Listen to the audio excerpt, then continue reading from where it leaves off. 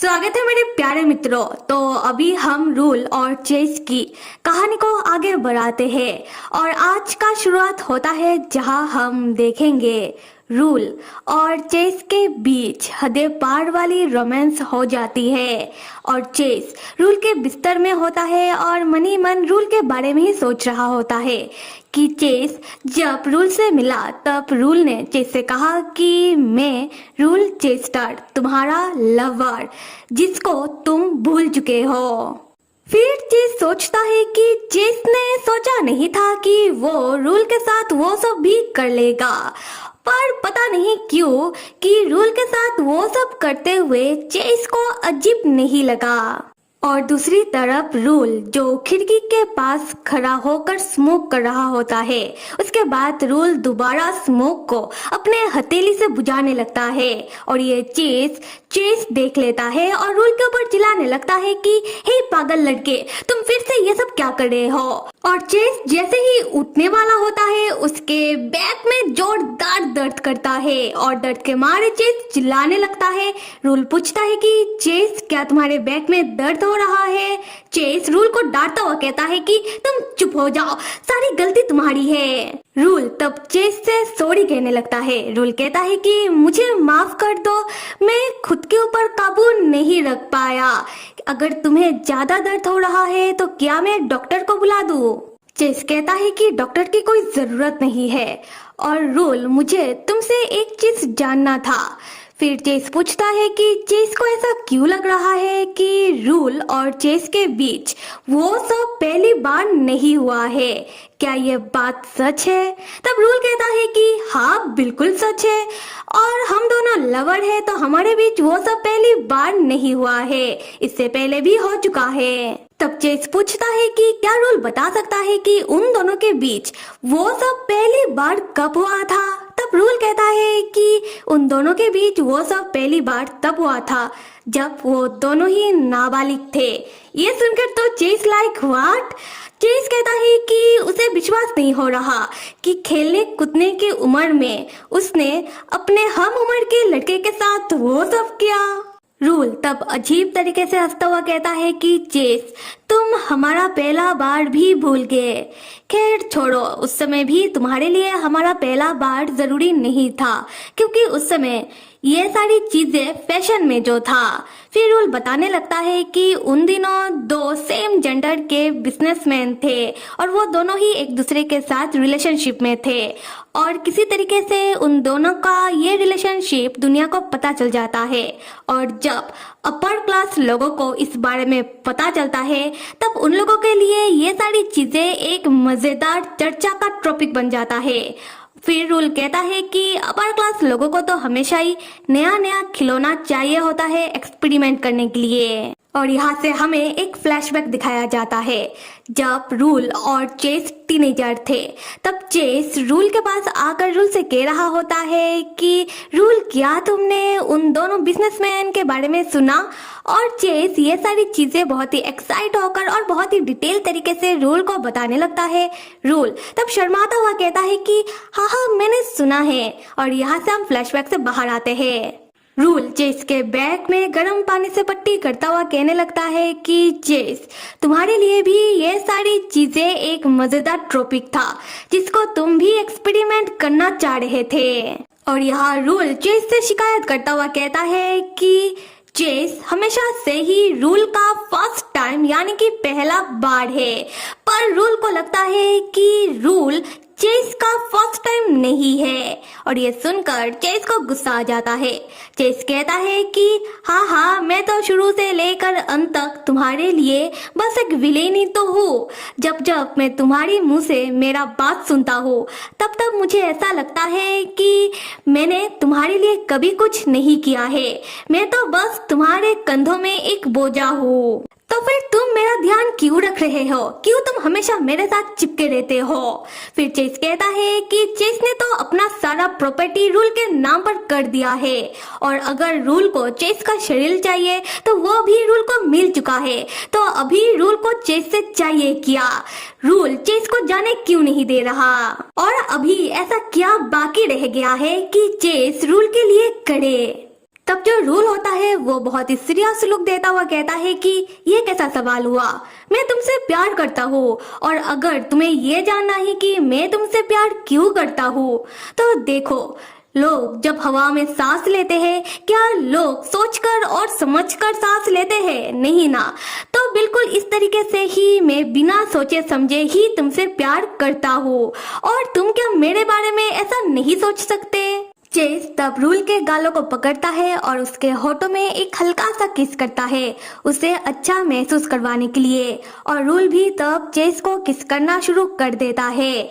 Chess तब अपने मन ही मन सोच रहा होता है कि ये कितना अजीब बात है, पर रूल के साथ रोमांस करने में चेस को बिल्कुल भी गंदा महसूस नहीं हो रहा। अच्छा तो मित्रों, चेस जो रूल के साथ ये प्यार मोहब्बत कर रहा है ऐसा इसलिए क्योंकि चेस को रूल से जानना है कि रूल को चेस से क्या चाहिए, जैसा अभी चेस ने रूल से पूछा भी है। और चेस को ऐसा लग रहा है कि अगर ये सब करके चेस किसी तरह रूल को बटली में उतार देता है तो शायद चेस रूल से आजाद हो सकता है। खैर, हम कहानी में वापस आते हैं। यहाँ से होता है सीन शिफ्ट और हम देखते हैं कि चेस अपने कमरे में होता है और अपने लैपटॉप पर अपना ब्राउन कंपनी और अपना माता पिता के बारे में सर्च कर रहा होता है। तब चेस को पता चलता है कि चेस के माता पिता हमेशा से ही अपने मेंशन पर पार्टीज वगैरह रखते हुए आ रहे हैं। फिर चेस को पता चलता है कि चेस के माता पिता ने एक दूसरे लड़के को अडॉप्ट किया था जिसके बारे में मीडिया में बताया नहीं गया। चेस तब अपने मन ही मन सोचता है कि वो एडॉप्टेड लड़का पक्का रूल ही है, क्योंकि रूल जब चेस को बता रहा होता है कि जब रूल 18 साल का था तब उसके मॉम डैड कार एक्सीडेंट में चल बसे। उसके बाद रूल कहता है कि रूल चेस की मॉम का शुक्रगुजार है। रूल चेस की मॉम को अपना गॉड मदर मानता है। रूल कहता है कि रूल के मॉम डैड के गुजर जाने के बाद चेस की मॉम रूल को अपने घर लेकर आई। उसके बाद से रूल चेस के साथ ही चेस के घर में रह रहा है। तो मेरे मित्रों, आप लोगों को लग रहा होगा कि चेस भाई साहब के पास तो लैपटॉप है और हमने कहीं देखा था कि उसके पास तो फोन भी है। तो चेस सोशल मीडिया में अपने हालात के बारे में किसी से बात तो कर ही सकता है। तो मैं आप लोगों को बता दूं कि ये सारी चीजें चेस को रूल ने दी है और सेफ्टी के कारण चेस इन सारी चीजों का सिर्फ लिमिटेड इस्तेमाल ही कर सकता है। खैर, हम कहानी में वापस आते हैं। जब चेस ये सारी बातें सोच रहा होता है उसी वक्त रूल चेस के कमरे में आता है। रूल कहता है कि चेस, खाना खाने का वक्त हो गया है, चलो खाना खाने। चेस कहता है कि हाँ मैं आ जाऊंगा, तुम अभी जाओ। तब चेस को अचानक याद आता है कि वही सवाल कि रूल के मॉम डैड का कार एक्सीडेंट हुआ कैसे था। तब चेस रूल की ओर देखता है। तब रूल चेस के लैपटॉप की ओर देख रहा होता है कि चेस सर्च क्या कर रहा है। चेस तब फिर से रूल से कहता है कि तुम अभी भी यही खड़े हो, मैंने कहा ना मैं आ जाऊंगा, तुम अभी यहाँ से चले जाओ। रूल हंसते हुए कहता है कि हाँ मैं जा रहा हूँ, तुम हमेशा गुस्से में क्यों बात करते हो। उसके बाद रूल चेस के कमरे से बाहर जाता है। फिर रूल एक क्रिपी सा स्माइल करने लगता है जो समझना बहुत ही मुश्किल है कि रूल के दिमाग में चल क्या रहा है। फिर रूल गुनगुनाते हुए चलने लगता है। दूसरी तरफ हम चेस को अपने कमरे में देखते हैं। चेस अपने लैपटॉप पर रूल के मॉम डैड का कार एक्सीडेंट के बारे में सर्च करने लगता है। सर्च करते हुए चेस अपने मन ही मन सोच रहा होता है कि अरे ये क्या, रूल के मॉम डैड के बारे में मीडिया में कोई खबर क्यों नहीं है। तब चेस को एक आर्टिकल मिलता है जो रूल के मॉम डैड के कार एक्सीडेंट से मिलता जुलता आर्टिकल होता है, इसलिए चेस उस आर्टिकल को पढ़ने लगता है। आर्टिकल में लिखा था कि हाईवे नंबर 26 वहाँ बहुत भयानक तरीके से कार एक्सीडेंट हुआ। एक ट्रक ने एक कार को बुरी तरीके से कुचल दिया और कार के अंदर 2 दंपत्ति थे जो ऑन द स्पॉट ही मारे गए और कार को इतना बुरी तरीके से कुचला गया कि शव पहचानना मुश्किल हो रहा था कि कौन आदमी है और कौन औरत। डीएनए टेस्ट से ही इस बात का मालूम पड़ा और सिर्फ उनके खून से सने हुए कपड़े, आदमी का ब्लैक सूट और औरत का व्हाइट गाउन जो खून के कारण लाल पड़ चुका था। इससे उन दोनों का आइडेंटिफाई होना बाकी है कि वो दोनों कौन हैं। अब चेस को सबसे चौंकाने वाली बात पता चलती है कि जिस ट्रक से उस कार का एक्सीडेंट हुआ, उस ट्रक में चेस के माता पिता का ब्राउन कंपनी का सामान था। वो ट्रक ब्राउन कंपनी का सामान लेकर जा रहा था।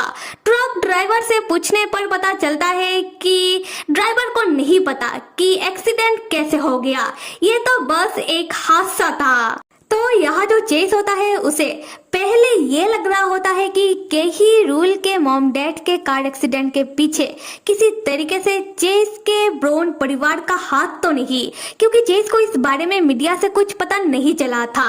फिर चेस सोचने लगता है कि उसने अभी अभी जो आर्टिकल पढ़ा उसमें तो बताया नहीं गया कि वो दो शव किसके थे, अनआइडेंटिफाइड शव। क्या उन दोनों के परिवार वालों में से कोई भी नहीं आया आइडेंटिफाई करने के लिए? क्या वो दो शव रूल के मॉम डैड के थे भी या फिर नहीं? तब चेस सोचने लगता है कि कैसा किस्मत है उसका। उसे जवाब तो मिलता है पर किसी पजल की तरह। पर क्या आप लोगों को कुछ समझ में आ रहा है मित्र?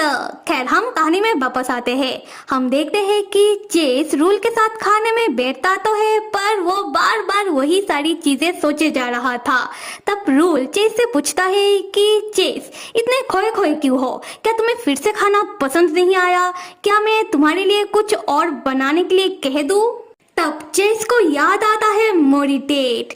रूल ने उसे बताया था कि उसकी सारी बुरी यादें उस डिवाइस में कैद है जो उसके गर्दन में फिट है। चेस तब अपना हाथ अपने गर्दन में रखता है और रूल से कहता है कि रूल, मुझे ये डिवाइस बाहर निकालनी है। मेरे कहने का ये मतलब है कि अभी मैं ठीक हूँ और मुझे जितना आराम करना था मैंने कर लिया है। तब रूल कहता है कि तुम कौन होते हो ये तय करने वाले कि तुम ठीक हुए हो या फिर नहीं? तय यहाँ मैं करूंगा। और ये सुनकर तो चेस को गुस्सा आ जाता है। चेस पूछता है कि ये तुम क्या कह रहे हो? तुम्हारे कहने का क्या मतलब है कि मैं अब इस डिवाइस को बाहर ना निकालूं? रूल कहता है कि हाँ बिल्कुल। यहाँ से होता है सीन शिफ्ट और हम देखते हैं कि रोजेली घर में झाड़ू लगाते हुए खिड़की से बाहर बर्फ को गिरता हुआ देख रही होती है। उसी वक्त चेस रोजेली के पीछे आता है और रोजेली से कहता है कि जाओ जाकर फायर प्लेस में आग जला दो। चेस को अचानक देखकर रोजेली घबरा जाती है। रोजेली कहती है कि मास्टर, आप मेरे पीछे कब आए? चेस कहता है कि सच में तुम कितनी बड़ी नाकारा हो। उसके बाद चेस सामने के कुर्सी में बैठ जाता है पर रोजेली को अपना बुराई सुनकर थोड़ा बुरा लगता है। फिर भी रोजेली पूछती है कि मास्टर, क्या मैं आपके लिए चाय लेकर आऊं? चेस कहता है कि कोई जरूरत नहीं है, जाओ जाकर अपना काम करो। रोजेली जैसे ही फिर से अपना झाड़ू देने के लिए जाने लगती है, चेस उसे रोकता है। चेस रोजेली से पूछता है कि रोजेली, क्या तुम्हें पता है कि तुम नॉर्मल नहीं हो? तब रोजेली अपने गर्दन की ओर इशारा करते हुए कहती है कि मास्टर, क्या आप मोरिटेट के बारे में बात कर रहे हो? तो मुझे पता है। ये जानकर तो चेस चौंक जाता है। चेस कहता है कि नहीं, मेरे कहने का ये मतलब है कि क्या तुम्हें सच में पता है कि तुम्हारे ऊपर मोरिटेट का एक्सपेरिमेंट हुआ है? पर तुमने अपने ऊपर मोरिटेट का एक्सपेरिमेंट क्यों करवाया? तुम्हें पता भी है कि अभी तुम कौन से हालात में हो? तब रोजेली चेस को मोरिटेट के बारे में बताने लगती है जितना उसे पता है। रोजेली कहती है कि मोरिटेट का साइड इफेक्ट उन लोगों के ऊपर होना शुरू हो गया था जिन लोगों को ऑपरेशन के समय अचानक एहसास होता है कि वो लोग तो अपनी यादों को ऑपरेशन से मिटा रहे हैं। उसके बाद वो लोग जबरदस्ती याद करने की कोशिश करने लग गए कि वो लोग अपनी जिंदगी का कौन सा पल भूल गए हैं। रोजेली कहती है कि मोरिटेट से तो लोग अपनी मर्जी से अपनी बुरी यादों को मिटाते हैं, तो फिर जानना ही क्या है कि उन लोगों ने कौन सी याद को मिटाया है। खैर, वो लोग जानने की इच्छा में दोबारा आकर कहने लगे कि उन लोगों का दोबारा ऑपरेशन किया जाए। तो मेरे मित्रों, यहाँ रोजेली की बात सही हो सकती है और हमने एक भाग में भी देखा था जहाँ डॉक्टर बता रहे होते हैं कि मोरिटेट का साइड इफेक्ट उन लोगों के ऊपर भी खास करके देखा जा रहा है जो लोग अपने किसी दर्द भरी यादों से गुजरे हो। खैर, हम कहानी में वापस आते हैं। फिर रोजेली बताती है कि उसके बाद ब्राउन कंपनी ने अपने पॉलिसी में चेंजेस किया कि वो लोगों की मर्जी से उनकी बुरी यादों को पूरी तरीके से उनके दिमाग से मिटाएंगे नहीं, बल्कि डिवाइस के द्वारा उनकी ही दिमाग में कैद करके रखेंगे। उसके बाद रोजेली बताती है कि उसने मेडिटेट से अपनी बुरी यादों को अपने दिमाग से पूरी तरीके से मिटा दिया है। वैसे उसे याद तो नहीं कि उसके साथ क्या हुआ था, पर उसे पता है। और रोजेली चीज को बताने लगती है कि वो बचपन से ही लोगों के घर में मेड का काम करती हुई आ रही है और वो पहले जहाँ काम करती थी वहाँ के मास्टर ने रोजेली के साथ जबरदस्ती की और तब से रोजेली बहुत टूट गई थी। उसने बहुत बार खुद को नुकसान पहुंचाने की भी कोशिश की। उसको लगने लगा था कि उसका पूरा जीवन खत्म हो गया। उसके बाद रोजेली चेस को थैंक्स कहने लगती है कि चेस के रिसर्च के कारण ही वो अपनी बुरी यादों को भूल पाई और खुशी खुशी अभी अपना जीवन जी पा रही है। और ये सब जानने के बाद चेस थोड़ी देर के लिए खामोश हो जाता है। उसे समझ नहीं आ रहा होता कि वो कहे क्या। फिर चेस अपने मन में मेडिटेट की साइड इफेक्ट के बारे में सोचने लगता है कि क्या सिर्फ यही सब साइड इफेक्ट का कारण है, क्योंकि उसने देखा है कि रोजेली के ऊपर भी मेडिटेट का छोटा मोटा साइड इफेक्ट होता है, जैसे कि वो कभी कभार बहुत सारी बातों को आपस में मिक्स कर लेती है, कभी कभार वो बहुत सारी बातें कहने के बाद भी भूल जाती है। चेस सोचता है कि शायद लोग अपनी बुरी यादों को याद करना ही नहीं चाहते, इसलिए वो इन छोटी मोटी साइड इफेक्ट को अनदेखा करते हैं। फिर चेस को याद आता है कि रूल ने उसे बताया था कि चेस ने अपनी बुरी यादों को क्यों मिटा दिया था, कि कुछ बुरे लोगों ने होटल में ब्लास्ट करवा दिया था, जिसके कारण चेस के माता पिता इस दुनिया से चल बसे। फिर चेस का अपहरण हो गया था। उसके बाद से चेस बहुत परेशान रहने लगा। फिर चेस ने अपनी उन बुरी यादों को मेडिटेट से मिटा दिया। चेस सोचता है कि शायद उस समय चेस के साथ कुछ बहुत बुरा हुआ होगा जिसको चेस याद रखना ही नहीं चाहता। तब रूल वहां से गुजर रहा था। तब चेस रूल को देखने लगता है और अपने मन ही मन सोचने लगता है कि अगर मैं जो सोच रहा हूँ वो सही है तो इसका मतलब रूल शायद इसलिए नहीं चाहता कि मैं मेडिटेट को निकालूं, क्योंकि रूल मुझे प्रोटेक्ट करना चाहता है। और चेस रूल को देख रहा था, इसलिए रूल चेस के पास आता है और अपना हाथ चेस के गालों में रखता है। चेस सोच रहा होता है कि फिलहाल तो मुझे यही लग रहा है। यहाँ से होता है सीन शिफ्ट और हम देखते हैं कि रूल अपना आंखें खोलता है और यहाँ हम छोटे रूल को देखते हैं जो खुद को चेस के पार्टी में पाता है, जहाँ रूल की मॉम रूल से कह रही होती है कि बेटा रूल, तुम यहाँ अकेले क्या कर रहे हो, यहाँ मास्टर चेस तुम्हें बुला रहे हैं, क्या तुम्हें सुनाई नहीं दे रहा। रूल तब अपने सामने थोड़ी दूरी में पार्टी में चेस को खड़ा देखता है जो रूल की ओर ही देख रहा होता है। रूल थोड़ा चौंक कर कहता है कि यंग मास्टर, मतलब कि चेस। उसी वक्त रूल दोबारा अपनी आंखें खोलता है और इस बार रूल खुद को अपने कमरे में पाता है, जहां बड़ा चेस रूल के गोद में अपना सर रखकर रूल से कह रहा होता है कि रूल, क्या तुम बैठे बैठे ही सो गए थे, क्या तुम कोई सपना देख रहे थे। रूल कहता है कि हाँ, वैसे तो रूल सपना नहीं देखता, पर अभी रूल ने एक बहुत ही लंबा और भयानक सपना देखा है। फिर रूल याद करने लगता है कि रूल को जब चेस हॉस्पिटल में मिला था बहुत ही बुरी हालत में, बिल्कुल पट्टियों से बंधा, तब चेस दर्द से तड़प रहा होता है। तब रूल जैसे ही चेस की ओर देखता है, चेस देखते ही देखते हॉस्पिटल वाला चेस जैसा बन जाता है, जिसके पूरे शरीर में पट्टियां होती है, जिसका सर फटा हुआ होता है। चेस तब रूल के नजदीक आने लगता है। चेस कहता है कि देखो रूल, तुमने मुझे क्या से क्या बना दिया। और उसी वक्त रूल का सपना टूटता है। रूल सपने में से जागता है और घबराते हुए हड़बड़ी में स्मोक करने लगता है। फिर दोबारा स्मोक को अपने हथेली से बुझाने लगता है।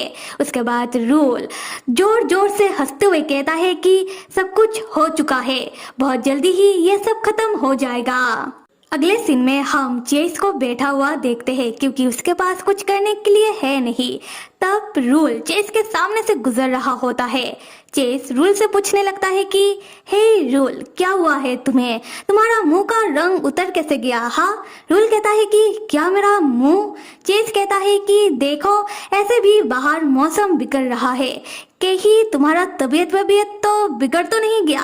देखो, मैं तुमसे इसलिए पूछ रहा हूँ क्योंकि अगर तुम्हारा तबीयत बिगड़ गया तो मेरा सेफ्टी का क्या होगा? हाँ। रूल तब चेस के पास आता है, उसका हाथ पकड़ के उसे किस करता हुआ कहता है कि इतना घुमा फिरा कर क्यों पूछ रहे हो? सीधे तरीके से पूछो ना कि तुम्हें मेरा तबीयत का फिक्र हो रहा है। चेस मुस्कुराते हुए कहता है कि शायद मैं फालतू में ही फिक्र कर रहा था। फिर रूल और चेस के बीच फिर से हदे पार वाला रोमांस होता है। उसके बाद चेस अपना शर्ट पहनता हुआ रूल से कह रहा होता है कि तुम खुद को बिल्कुल कंट्रोल नहीं कर पाते हो, तुमसे अच्छा तो फुटपाथ के डॉगी होते हैं। अगर किसी दिन मैंने अपना प्यार का इजहार तुमसे कर दिया तब तो तुम्हें हार्ट अटैक आ जाएगा। रूल तब चेस के पास आता है और उसे ठंड ना लग जाए इसलिए उसे चद्दर पहनाता हुआ कहता है कि अगर किसी दिन ऐसा हुआ तो रूल इस दुनिया का सबसे खुशकिस्मत शख्स होगा। तब चेस और रूल की नजर खिड़की से बाहर की ओर जाती है क्योंकि बाहर बर्फीला तूफान चल रहा है।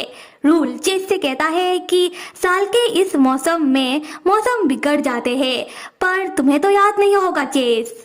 चेस तब मजाक करता हुआ कहता है कि अगर ऐसा ही चलता रहा तो फिर क्या हो कि हम दोनों हमेशा के लिए यहाँ कैद हो जाए, तब तो मैं पूरी तरीके से तुम्हारे हाथों में आ जाऊंगा। रूल तब बहुत ही सीरियस लुक देता हुआ चेस का चद्दर पकड़ के चेस को अपनी ओर खींचता है और चेस से कहने वाला होता है कि तुम्हारे कहने का क्या मतलब है, तुम पहले से ही मेरे हाथों में हो। फिर रूल को एहसास होता है कि वो ये क्या कहने जा रहा है। रूल तुरंत थम जाता है और अपनी बात को पूरा नहीं करता, पर चेस को सब समझ आ जाता है। चेस रूल की ओर देखता है और मनी मन कहता है कि अब साफ साफ समझ आ रहा है कि तुम मुझे कंट्रोल करना चाहते हो। क्या मैं तुम्हें और उकसाऊं जिससे तुम्हारा मन का बात मैं जान सकूं?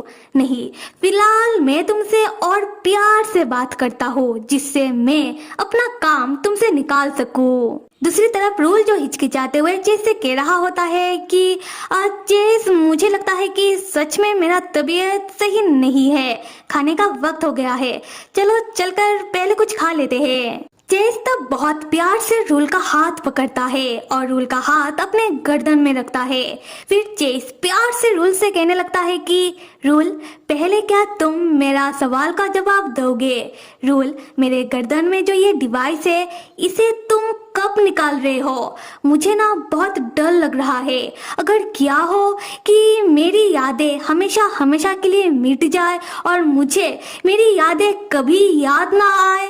रूल, तुम कुछ बंदोबस्त करो इस मोरिटेट को निकालने के लिए। और ये सुनकर मानो रूल बहुत ही डरावनी तरीके से चेस को घूरने लगता है।